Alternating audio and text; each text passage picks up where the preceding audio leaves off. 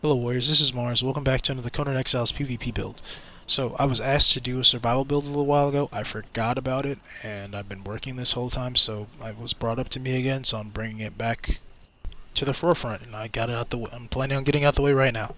So this is going to be a guide talking about survival builds, their utility and their functionality, and how I feel like I can integrate them into my own playstyle, and then how anybody can integrate into their own playstyle. So let's begin. So survival builds as a whole, basically they can mitigate any type of cripple, bleed, and poison without applying any buff removal or anything to do anything against that. So take in mind that with all the good stuff that they have, you still have to worry about getting debuffed, and they are literally the most expensive builds. For one, you still need a lot of vitality and strength. On average, I'd prefer to have tier 4 vitality over tier 4 strength, so that's a sacrifice that you will have to choose when you decide to make a build or try a build similarly to this. Also, survival builds are not cheap. Like I said, they're not cheap at all. You still have to focus on vitality, strength, and also now agility, because agility plays a major role in terms of builds now, especially for light armor, because light armor offers because the agility offers so much more hyper armor for light armor builds now, and they can pretty much run through any type of attack. They match the hyper armor of heavy armor. Actually, they can supersede that. So that's also another reason why I kind of was like, that's another reason why I kind of wanted to push it towards the back, because I wasn't sure on what I wanted to do.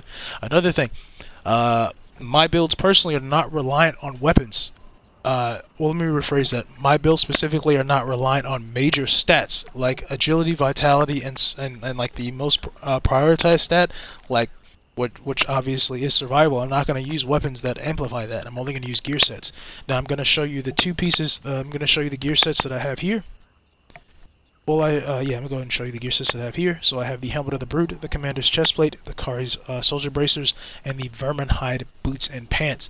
Now, if you decide to do this in medium or light, you have the option of using the Reinforced Skelos Cultist Sandals, and the leggings, or the skirt, or the Flawless Pictures legs, the Flawless Pictures Brave legs and boots, or if you're going to go light, the Flawless Turn Scout leggings and boots. I decided to only use those two pieces since those were the least valuable pieces, since they were only going to take the place of the Vermin Hide Boots and Pants.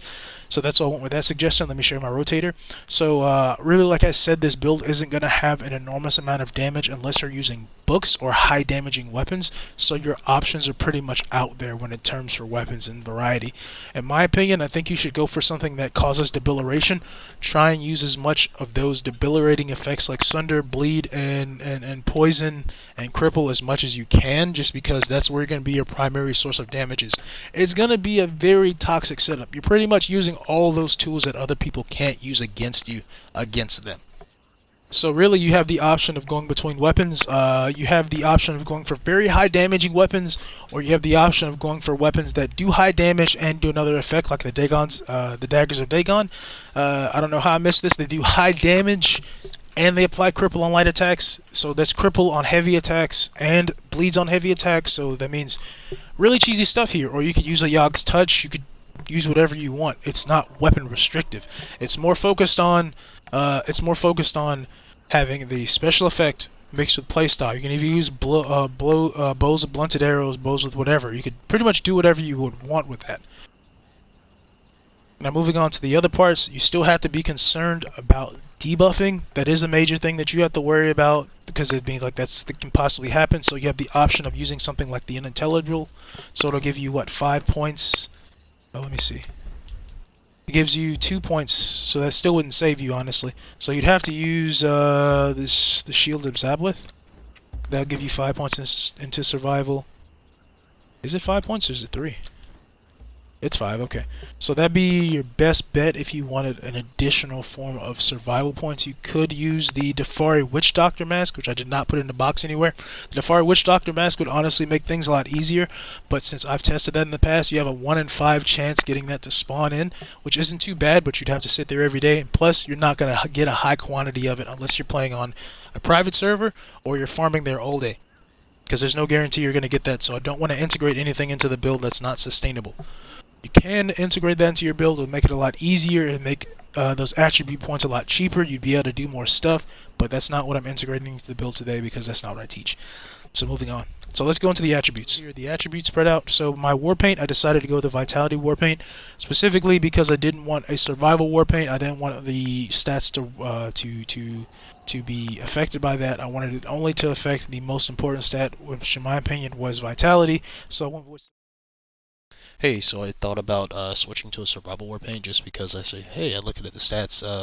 Let me see if I can get more points. So changing from the Vitality Warpaint to the Survival Warpaint. The Survival Warpaint gave me more stats, and although I did not want to switch to it at first, it turned out to be a better option just because it gave me that extra point into agility. So I'm really pushing the agility propaganda. I should say propaganda. I'm pushing the agility notion just because you want more agility in your builds. If you're running light armor, you want the agility. You want as much agility as you possibly can because you're gonna have to be evading more hits. You have to think you're still wearing light armor. You're still going to be taking damage, especially if you're fighting somebody with a Yog's Touch or an oiled Yog's Touch. So I was pushing the agility notion earlier. You can choose you can choose however much agility you would like to use. Personally, I like between 26 and 30 points into agility. So tier 3 or closest tier 3 as I possibly get. So this setup is pretty much the same thing, but I'm pushing my points with the Crom's hammer. So I took points out of grit, and I pushed my strength up, so I have still tier 2 grit when the camera is applied, and I have tier 4 strength with the hammer out as well.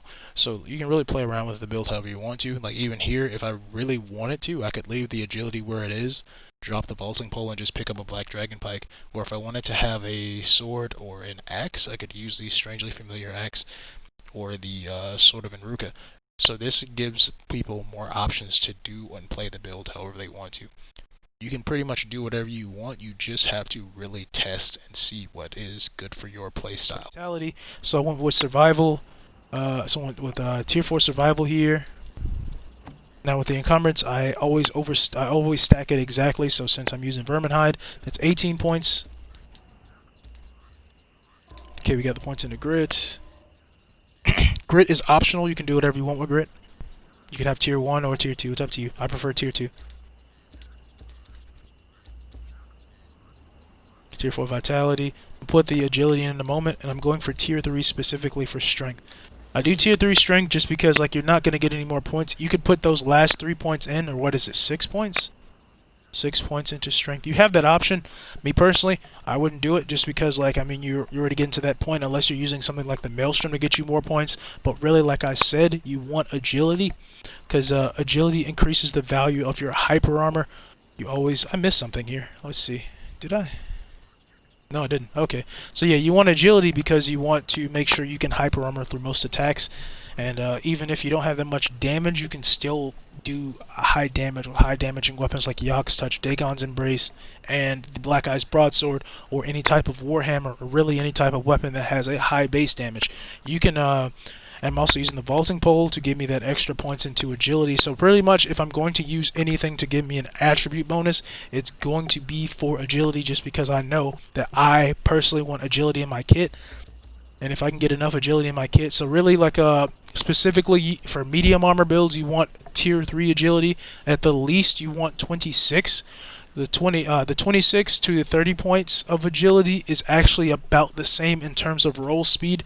Hyper armor is about the same all around since you're already in agility. Since you're already in medium armor, that agility is pretty much going to carry you. When you're at tier 2 agility and light armor, you can pretty much the whole fixation isn't to always be trading in light armor, but you'll be able to not just hyper armor, but even iframe through most attacks and counter people's attacks that way. So this is pretty much the stat attribution. You can use these last 3 points wherever you choose to, 1 point in grit, or just boost up your accuracy. This is how I would run it in medium, and it's pretty much essentially the same for light armor. This build. Okay, next we have the light version, the light setup. So we have the Godbreaker's Eye, we have the Flawless Singarian Freebooter Vest, we've got the Kari Overseer's Bracers, we have the Verminhide Pants and Boots. We show the attributes. We have tier 3 strength, 22 points in agility, tier 4 vitality, just 9 points into accuracy, tier 2 grit, and tier 2 encumbrance, and tier 4 survival. So like I said, medium armor, you'll be able to hyper armor and move through and weave through attacks, and you'll be able to iframe through most attacks. And like I said, I don't want any of the builds that I use to be reliant on weapons to give me specific attributes like survival, because if I'm going to be reliant on something like survival, I mean it's going to be a lot harder to actually build for that, especially when somebody debuffs me, or if I do get debuffed, the only thing that will really save me is either if I have the Defari Witch Doctor mask, or if I'm using the Shield of Zabwith. So I don't want any of the weapons that I'm using to give me those bonuses. Whereas if I was debuffed and I used the Maelstrom, I'd be okay.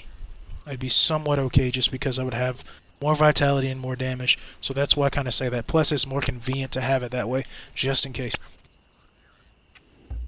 So these were my options for the survival build. I hope somebody got some kind of engagement from this. I also want to apologize for not bringing this build out sooner. This was just something I was toying with. I kind of came up with this on the fly. I didn't really want to come up with it on the fly just because it was kind of thrown together, but I was asked and I wanted to make sure I got it out there. So I want to say thanks again for watching. Keep on slaying, guys. Later.